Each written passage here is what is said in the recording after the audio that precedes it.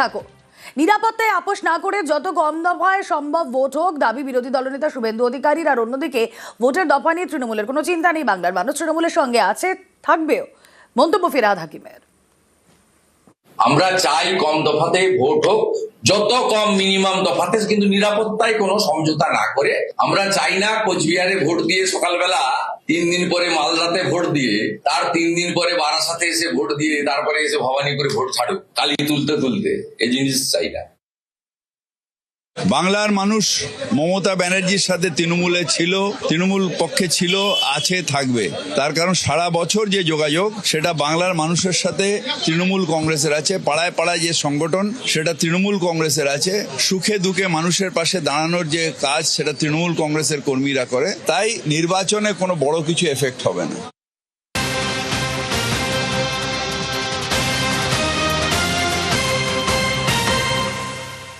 আর এবার যে খবর আপনাদের দেব, ভাতা বাড়লো পুরোহিত মুয়াজ্জেমদের। মাসিক 500 টাকা ভাতা বাড়ালো রাজ্য সরকার। পুরোহিত মুয়াজ্জেমদের ভাতা বেড়ে হলো 2000 টাকা। কথা বলবো, প্রতিনিধি সোমরাজ বন্দ্যোপাধ্যায় রয়েছেন আমাদের সঙ্গে। সোমরাজ,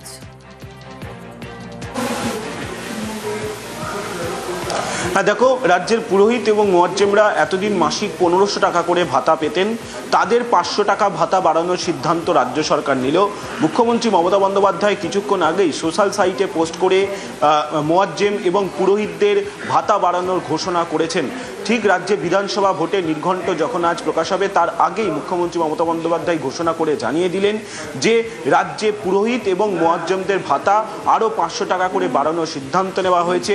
অর্থাৎ মাসে 2000 টাকা করে তারা এবার থেকে ভাতা পাবেন। এই সিদ্ধান্ত রাজ্য সরকার নিয়েছে। পাশাপাশি যত সংখ্যক আবেদন পড়েছিল পুরোহিত এবং মুয়াজ্জেমদের তরফে এই ভাতার অধীনে অন্তর্ভুক্ত হওয়ার জন্য, তাদের সবার আবেদনকে ইতিমধ্যেই অনুমোদন দেওয়া হয়েছে। মুখ্যমন্ত্রী মমতা বন্দ্যোপাধ্যায় সোশ্যাল সাইটে পোস্ট করেও তা জানিয়ে দিয়েছেন। ওকে সোমরাজ, সঙ্গে থাকো।